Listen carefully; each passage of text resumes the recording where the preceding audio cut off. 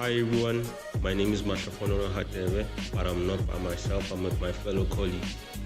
I'm Nelamondo Takarani. And I am Kuma Musa. So today we will be discussing the barriers of communication. Takalani, will you please explain communication? Okay, thank you, Kumo. Before we go further with barriers of communication, I'll simply like to talk about where is it coming from. What's communication? Communication is an exchange of information. Many can define it as communication is sending information to one person or to the receiver, and the receiver will interpret the message and replies or send back a feedback to the person who sends the information. So communication is generally a large content. It's made up of many things. There are types of communication which can be oral communication, written communication, verbal communication, non-verbal communication, visual communication, and many more. So when we come to the content called communication barriers, many can ask themselves again, what's communication barriers? These are the things that you came across while trying to communicate, while trying to send information, and the information was hardly interpreted or was hardly given a feedback. So without saying more, I will say we're gonna have a lovely ride with us. Like, try to enjoy the podcast with us, and we'll give you further more information on based on limits and the effects of communication. I hope you guys will enjoy the podcast. Of the many communication barriers, the one that I mostly relate to, or the one that applies to me, is anxiety. When it comes to talking in large spaces or communicating with a large crowd, I find it very difficult as I'm an individualistic person. I prefer talking to you individually than communicating to a large crowd of people.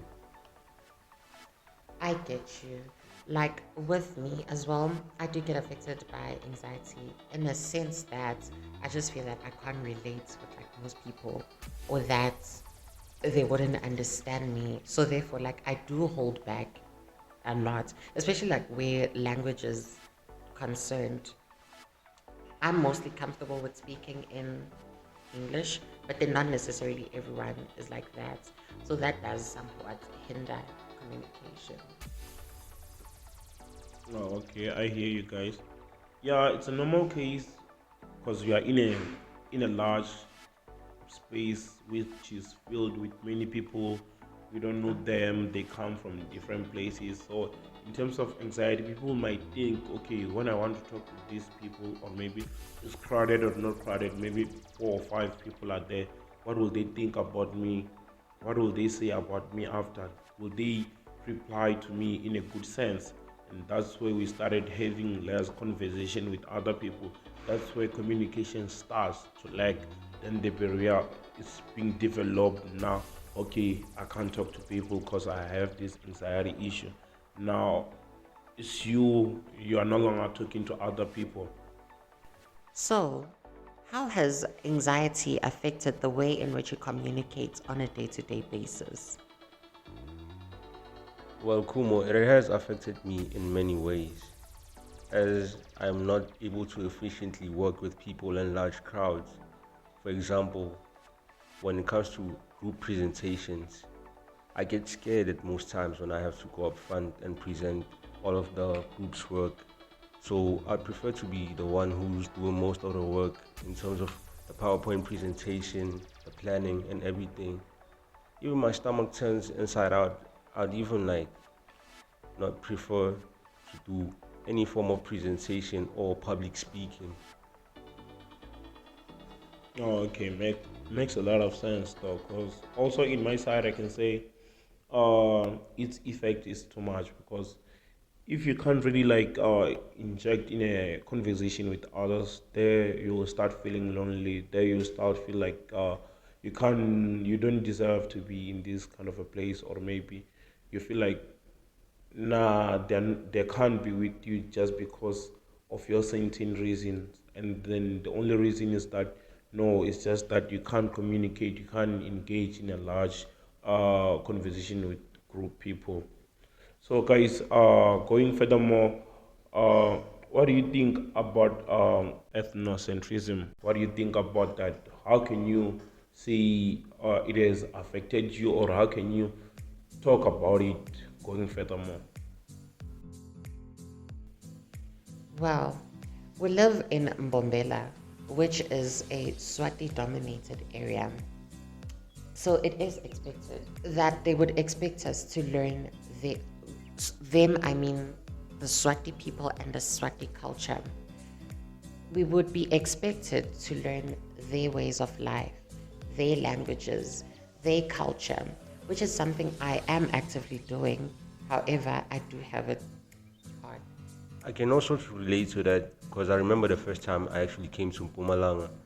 Most of the people were surprised that where's this person from because I talked differently and I was not used to, I would say, Swatis. I've never been in contact with Swatis or ever actually talked with a Swati. So that Yeah, and also like with Zulu as well. Like they speak all these Nguni tribes, like they have their own way of speaking. So like you'd be speaking Zulu and then trying to speak Swati and you sound funny. And then like the joke is you are not supposed to have your tongue that like that. You're supposed to roll it differently. yeah, when you pronounce certain words, that actually, well, what's this sound they use? It's sort of like, Yeah, like yeah. Oh well, now okay, that was a really nice explaining of it. Now okay, I would like to talk about the cultural stereotyping, and also I will try to merge it with the language one, which those two barriers I can say they go all in all. So in terms of culture, I will try to talk about my culture as I'm a vendor. So people generally, when they look at me or when I talk, when I say I'm vendor, they'll be like, "Oh, all vendors are the same. All vendors doesn't want to learn their language, other people's languages. Hey, all vendor women are more wife material than other cultures." So, and then in terms of language, they'll be like, "Oh, vendors, they only want to use their language, and when they're using their language, they don't want to teach others, and then which it kind of creates a barrier between me and others. Okay, I'm a vendor. When I say I'm a vendor, they'll be like, nah, your language is hard. We can't use your language. And then when we go to people like Zulus doesn't want to learn other languages. They prefer like they want to use their own language. And then in terms of culture, they just feel like their culture is more, or is the one which has to have more respect and everything. But then I think this way it creates another barrier which is wrong for both of us as people, because I don't believe that we should stereotype each other in this way, because at the end of the day we are just one nation. I think we should go one on one. I don't know what you guys think about this. I also think that could also work. And in terms of the language barriers, we can try to at least teach ourselves the common words or the basic words in terms of the languages used from different cultures. We can try to learn each other's languages in order to understand each other more. Or, for example, when you're standing in line or in a queue, someone asks you a question in Venda, you can easily reply to that person. ultimately, we have learned what communication is, as Takalani defined it. It's a way in which people communicate and exchange information.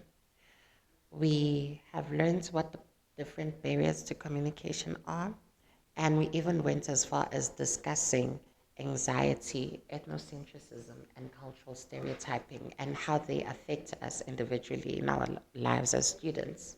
The other barriers of communication include prejudice, social privilege, and many others. However, the trend that we identified is that to limit any form of barriers is to learn about other people's cultures, to learn about their communities, and to learn about their backgrounds, to learn how they communicate, so therefore we'll all be able to relate.